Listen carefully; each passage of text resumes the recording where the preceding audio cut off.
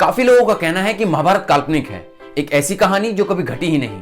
लेकिन हमारा मानना है ये उन लोगों का कहना है जिन्होंने कभी महाभारत पढ़ी ही नहीं, कभी फैक्ट्स को जाना ही नहीं। कुरुक्षेत्र की लाल मिट्टी, पिपलू किले में बना चक्रव्यूह, समुद्र में समाई द्वारका नगरी और भी महाभारत के बहुत से सबूत जो इस धरती पर मौजूद हैं और वो महाभारत की गवाही देते हैं, जिन्हें वैज्ञानिकों ने भी सच माना। और आज हम महाभारत के एक ऐसे ही सबूत को आपके सामने लेकर आए हैं जो आपके होश उड़ा देगा, आपको महाभारत को सत्य मानने पर मजबूर कर देगा।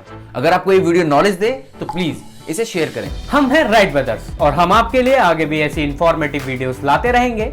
हमारा साथ देने के लिए चैनल को सब्सक्राइब करें और बेल आइकन भी दबा दें। भारतीय ग्रंथों में हर उस चीज की व्याख्या की गई है जो आज इस धरती पर मौजूद है, चाहे कोई इनोवेशन हो, सोलर सिस्टम हो, आर्किटेक्चर हो, मेडिकल साइंस हो, मतलब सब कुछ। काफी इनोवेटर्स ने तो भारतीय ग्रंथों को पढ़कर ही नए आविष्कार किए। ऐसा ही एक आविष्कार था एरोप्लेन का। वैसे तो बताते हैं कि राइट ब्रदर्स ने आविष्कार कर एरोप्लेन को 17 दिसंबर 1903 को पहली बार उड़ाया था।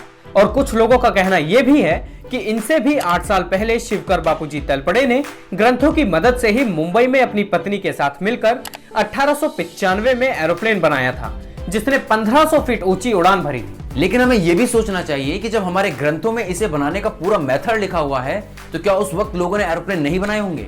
जाहिर सी बात है, बनाए होंगे। और इसका सबसे बड़ा उदाहरण तो पुष्पक विमान है, जिसमें रावण सीता मां को अपहरण कर लंका ले गया था। ऐसे ही एक हवाई जहाज के बारे में महाभारत में सुनने को मिलता है। बताते हैं महाभारत युद्ध में एरोप्लेन का इस्तेमाल हुआ था और साथ ही बताया जाता है कि इसकी ऊंचाई 12 फीट और इसमें 4 पहिए लगे हुए थे। कुछ साल पहले अमेरिकी कमांडोज को इसी तरह का विमान अफगानिस्तान की एक गुफा में मिला था।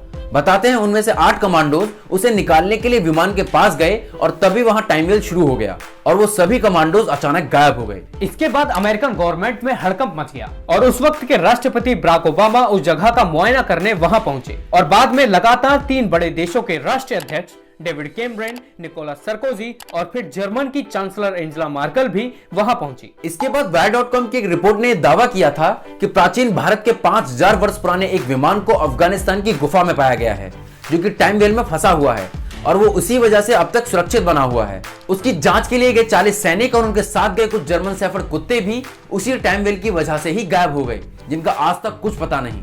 रशियन फॉरेन इंटेलिजेंस सर्विस ने रिसर्च की और 21 दिसंबर 2010 को एक रिपोर्ट अपनी सरकार को पेश की, जिसमें बताया गया था कि ये विमान महाभारत काल का है और जब इसका इंजन स्टार्ट होता है तो इसमें से बहुत तेज रोशनी निकलती है। और भी काफी देशों के साइंटिस्टों ने इन बातों को सच माना। डॉक्टर एल्गार्ड इनबूम ने बताया कि इन हवाई जहाजों के इंजन में जेट इंजन से भी ज्यादा ताकत होती थी। टेक्नोलॉजी ऑफ गॉड्स के लेखक डेविड चिल्ड्रस ने कहा कि इन विमानों में बिजली का इस्तेमाल और साथ ही युद्ध लड़ने के लिए भयंकर हथियार होते थे। माइकल क्रेमो, जिन्होंने फॉरबिडन आर्कियोलॉजी किताब लिखी, उन्होंने बताया कि तब विमानों को दिमाग से कंट्रोल किया जाता था और इन विमानों का जिक्र शाल्वा राजा के राज्य काल में भी मिलता है। द डिस्क्लोजर प्रोजेक्ट के director doctor Steven M Greer का कहना है कि उन विमानों की स्पीड लाइट से भी तेज हुआ करती थी। इन सभी साइंटिस्टों ने ये सब बातें विमान और भारतीय ग्रंथों पर रिसर्च करने के बाद कही हैं। महर्षि भारद्वाज के द्वारा लिखी हुई वैमानिक शास्त्र में विमानों के डिजाइन और पूरे सिस्टम की ड्राइंग तक बनी हुई है। हवाई यानों की जानकारी महाभारत सहित रामायण, रंगसूत्रधारा, वैमानिक शास्त्र, यजुर्वेद और भी काफी ग्रंथों में मौजूद है। इन ग्रंथों में 113 तरह के विमानों का जिक्र है और इनमें विमानों से जुड़ी कुछ ऐसी भी बातें हैं जिन्हें साइंटिस्ट आज तक समझ नहीं पाए हैं। आज की वीडियो में बस इतना ही। आपको ये वीडियो कैसी लगी प्लीज कमेंट सेक्शन में बताइएगा और अगर अभी तक आपने हमारे चैनल को सब्सक्राइब नहीं किया है तो अभी सब्सक्राइब करें।